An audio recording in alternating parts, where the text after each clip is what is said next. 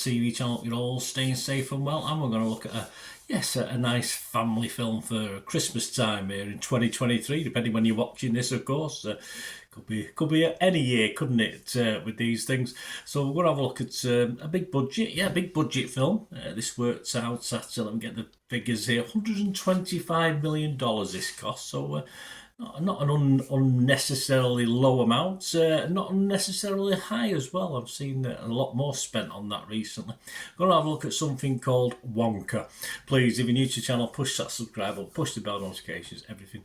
Film and TV reviews like this, information vlogs, lots of different things. Leave us your comments on this film. I will respond if need be, and of course I'll give you a little like anyway. And if you can do that for this vlog, it'd be very appreciated. Little thumbs up, guys, and spread the word. I do have a little channel on my football team, Manchester City, as well. So if you know anyone who might be interested in that, if you can give them a kick in my direction, I'd be very grateful. Yes, Wonka, 116 minutes. Yes, it probably could have done with a little bit less. That's only because there's a certain element, but we'll talk about that. PG rating, a musical, so there is songs in this fantasy film directed by Paul King.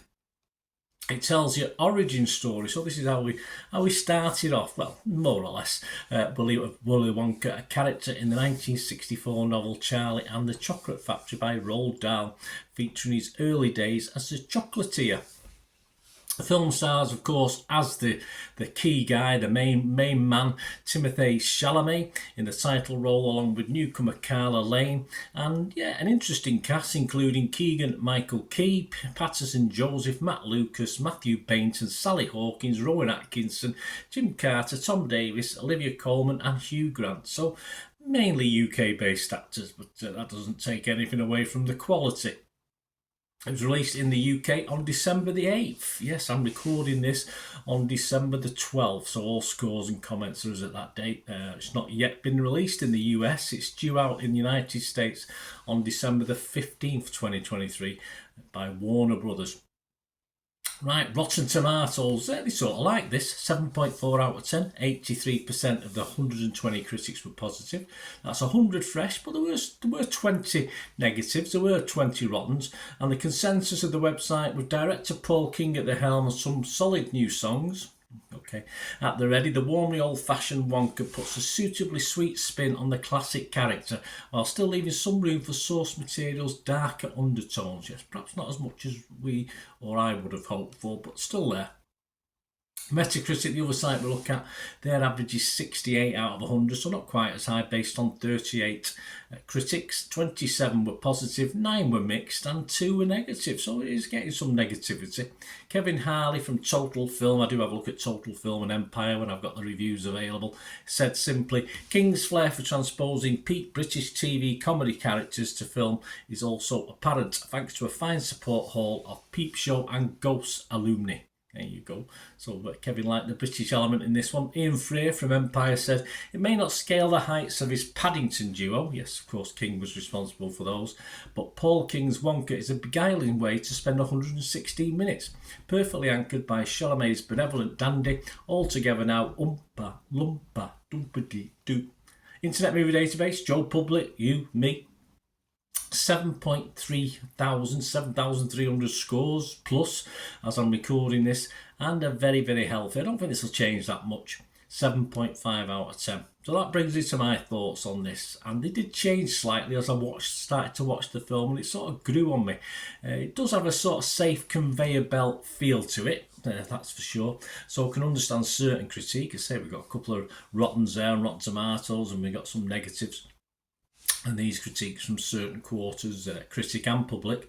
But the film just sort of grows on you as it moves along, and that's what it certainly did to me. The cast, fortunately, will elevate this above the ordinary and should be totally wholesome, good family entertainment for this and festive seasons to come on the goggle box. Not just at Christmas, it's not just for Christmas, it's all year round, this one. There is, of course, that musical element. You know, I like a good musical, I like musical theatre. But of the new songs, which there are many, none had me sort of toe tapping, that's for sure. There's perhaps one or two that were okay, but of course it's a first watch, so obviously sometimes songs grow on you the more you watch something, isn't it? But they may have saved 15-20 minutes out of the runtime, which may have led to a tighter wrapped product. Do you like that? See what I did there? They had left some of the songs out, but they weren't too long and overly laborious to ruin anything.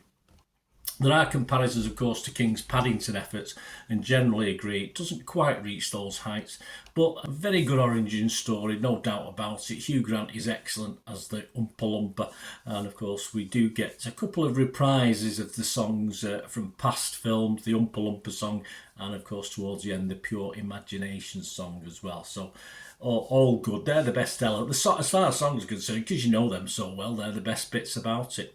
Chalamet, yeah, he makes a really, really good fist of it, and I'd certainly put him up there with Wilder and Depp. And again, as the film progressed and got better, I thought he progressed and got better as we got to know him and got to know his personality.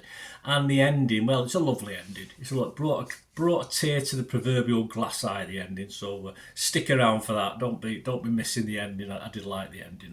I like a good, poignant, lovely, sweet ending, which is appropriate for Willy Wonka, of course.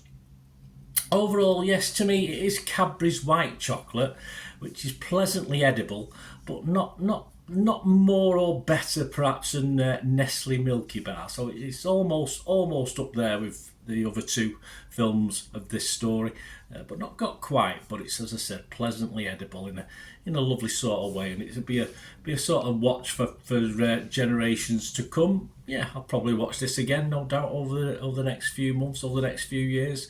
With grandchildren, etc., as I would watch the other two as well. Perhaps less so with Johnny Depp, but more with Mr. Wilder's version, of course. So enjoyed that. Let me know what you think, guys. My scores for this, I'm going to be fresh on it, of course I am. I'm going to be positive on it. And yes, as it started, my score was hovering around 6.5. But by the end, and I think that end won me over. That end made me give it a 7 out of 10. So watch it and see what I mean. But yeah, 7 out of 10 for me. Yes, I did enjoy it by the end. I said the old I had something in my eye, I think, at the end of the film. Let me know what you think, guys. Great to hear from you. Till we meet again. No, that's one thing, don't I? Please stay safe, everyone. Bye for now.